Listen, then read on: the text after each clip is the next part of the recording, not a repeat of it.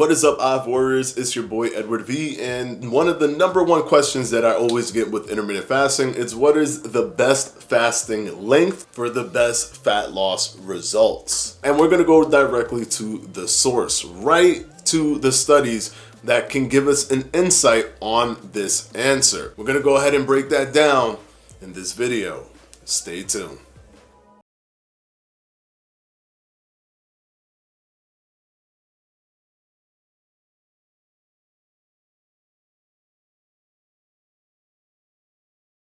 All right, so I don't want to confuse anybody out there, and I do not want this thing to become a science lesson or anything to that effect. But because there are so many people enamored by all of these anti-intermittent fasting publications that have recently come out, as well as gurus that just yell at the screen saying how much intermittent fasting doesn't work without providing any adequate information against intermittent fasting, just using common sense knowledge and maybe their own physique. And the fact that they were able to study some textbooks and memorize some tests to get a degree, and because of that, they feel that all they need to do is say something and you have to appeal to authority. So because of that, I hate to do this, but I'm going to go super detailed. So my whole channel is based on me taking information and giving it to you guys in the easiest, most consumable way possible. So I'm going to have to explain certain things so that you understand what you're looking at. So before I go into presenting the chart of the meta-analysis, which is what we're going to use to try to get an insight on this question, I want to reiterate and mention the metabolic switchover effect.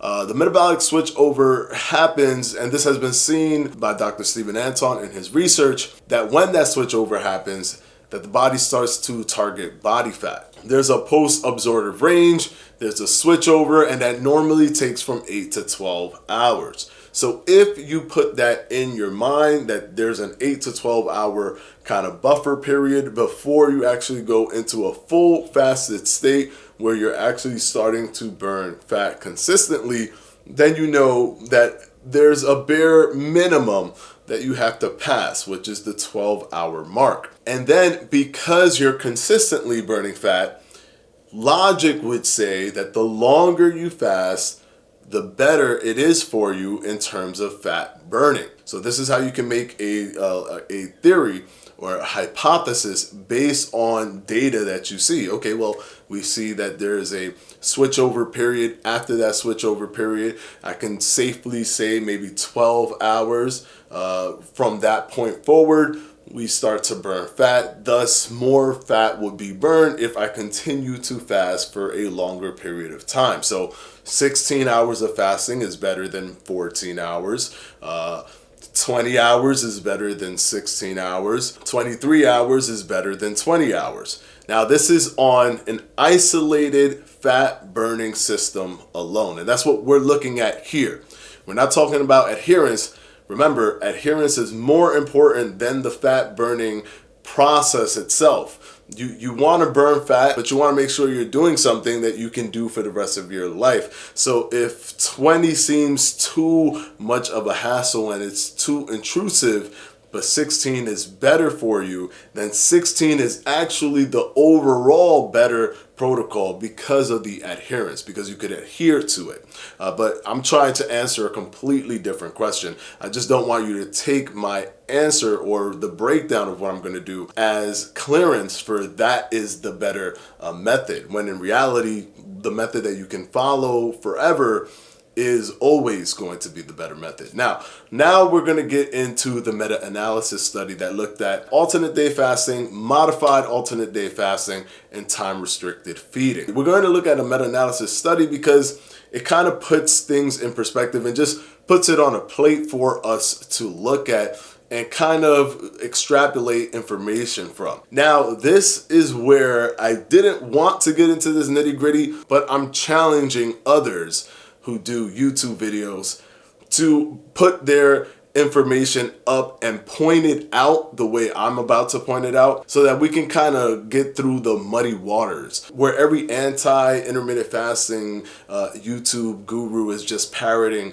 other YouTube gurus who are saying the same thing. And it's easy to say, hey, listen, it doesn't, of course, just don't do it, do this, do that. It's so easy to say it, but I'm going to show you what I'm talking about and what I'm actually looking at. All right, so this is the chart that we're going to be talking about here. Now, don't try not to get confused by this chart. This is a figure 2 chart on the meta-analysis study that was released in October of 2019. So if you don't know, a meta-analysis is just studies of multiple studies. They take all of that data, they synthesize the data, and they come up with a result. Now, this study came up with the result that insulin and blood glucose is improved, as well as weight loss tendency and body mass index is improved in the intermittent fasting group versus the control group. Now I just want you to know what everything on this chart means before we even move forward. So all the way to the left, you'll see author, which means that these are the people who published the study. So Kantanasi, Bhutani 2, Gable, Al-Subin, Bulel, Tang, Hussein, those are the head researchers who ran these studies. Now you'll see Bhutani 1 and Bhutani 2 because Bhutani, that same study from 2013, did 4 different arms. It did an alternate day modified fasting arm. It did an alternate day modified fasting arm with exercise. It also did a control arm and a control arm with exercise. And this meta-analysis compared each with each. So you'll see here where it says intervention. If you look down, it says ADMF plus exercise. You see that they aligned it with the regular diet plus exercise, and you'll see that that plus exercise is gone in Bhutani 1. So Bhutani 1 and Bhutani 2 is the same study. It just had 4 different arms, and they just aligned the arms to ensure that it is all the same. So we skipped a little bit ahead, but you'll see on the top where it says N, that just means individual participants. 25, 41, 42, 46, 16, 20, 56, and 31, respectively. The year that the study was released, the intervention, so ADF means alternate day fasting, ADMF means alternate day modified fasting, ADMF plus exercise, we've already explained that. The TRF means time restricted feeding.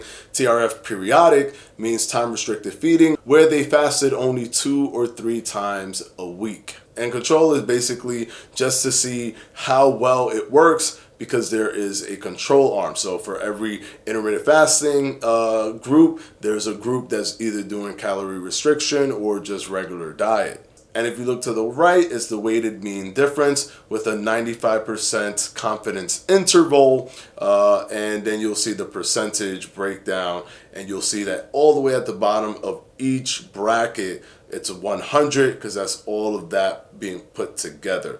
So these percentages is the weight of the study, not the actual weight of the participants. It's the weight of the study on this meta-analysis, the full weight of that study on the meta-analysis. And you can see it illustrated in this vertical line with all of these different variables, and I'll explain it. Figure 2 is the effect of intermittent fasting versus non-fasting control on body mass index. So we're looking at BMI right now. The changes from baseline, so the top chart is baseline, so you'll see pre, so before they started the intervention, and then the bottom line is post, so after the baseline. The squares, those gray squares, indicate the study-specific outcome estimates, and the size of the squares corresponds to the study's weight in the meta-analysis. So as I was explaining, the percentage weight that it had on the full meta-analysis results. The horizontal lines denote the range of the 95% confidence interval,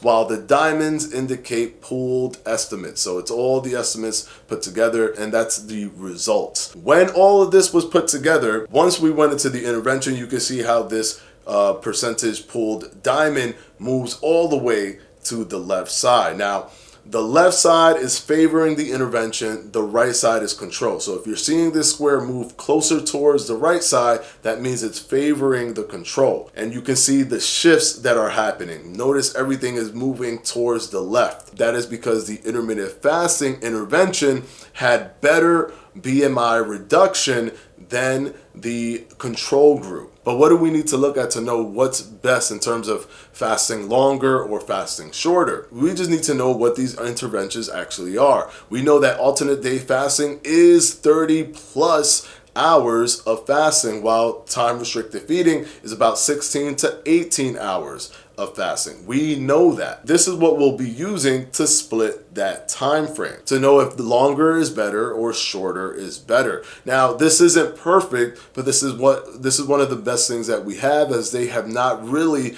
compared intermittent fasting interventions with other intermittent fasting interventions. So this is the best way for us to kind of create an understanding of what would happen if you fast longer versus if you fast for shorter. So for the first ADF, there was a 0.80 reduction. For the ADMF, there was a 1.0 reduction. Same thing for the ADMF with exercise, 1.0. And then TRF, it was a 1.0 as well, and TRF was 0.70. These are the differences as it keeps reducing, then goes down to 0.80, 0.90, and 0.90. But the major thing that you have to see is that the first ADF already had a way lower weight baseline than the control group and still lost 0.80.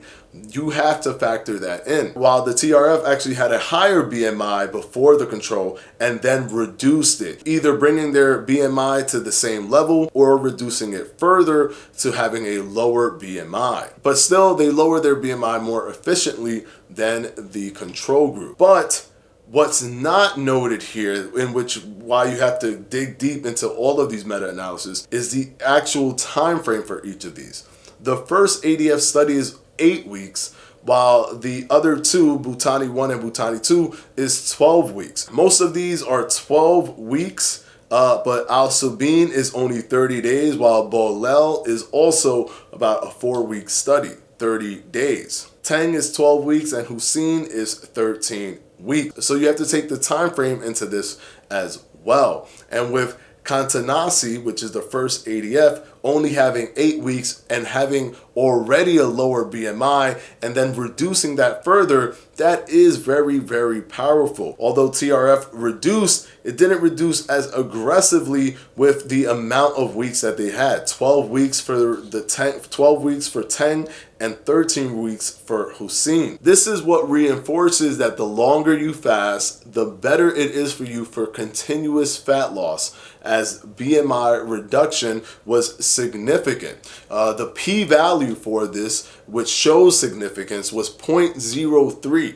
All you need is 0.05 to show that there is significance there. And we're seeing this throughout all of those studies that they compiled there, but there is that variable with a shorter time frame for some of the ADF studies, but yet seeing more aggressive fat loss, even though they already had a lower BMI than the group during the pre-results before they even got to the post-results, so after the intervention. So I hope that this didn't confuse you guys, but I just needed to give you that data, because I feel like there is a lack of confidence in the body fat burning aspect of intermittent fasting because of this new study, because of the rise to fame for certain people that are on YouTube and people just taking whatever they say at face value. So I wanted to kind of show the chart so you kind of could see what I'm looking at when I'm looking at these studies, but also understand why I'm telling you that the longer you fast, the better. But of course, there are points of diminishing returns. So you don't want to go into an abyss where we haven't actually seen what happens in the research, which is basically like 48 hours or more. We just don't know exactly what happens. You don't want to go that far simply because of it being unknown. There can be negative effects that we are not aware of. But also, please remember that it doesn't matter if you do 16 hours of fasting, or if you do alternate day fasting, or if you do the warrior diet. all of those will benefit you in burning fat because you have crossed over that metabolic switch over a period that puts you into that fat burning process. What actually matters more than anything, I will reiterate this, is your adherence to the protocol.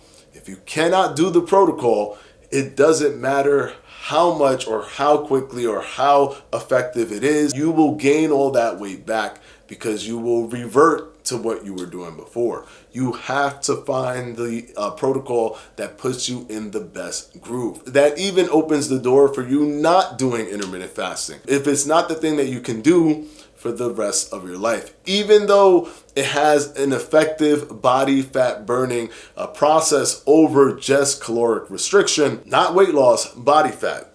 Completely different, body fat specifically. Even though these meta-analysis are showing that there's an effective element to the fat loss, adherence is still more important than that because you can still burn fat, maybe not as effectively as intermittent fasting. You can still burn fat just doing 3 meals a day, but if you can stick to it, then that's the protocol for you. Hopefully this video was not too confusing. And of course, I want to thank my patrons for my Patreon. I'm going to go ahead and put their names right up here.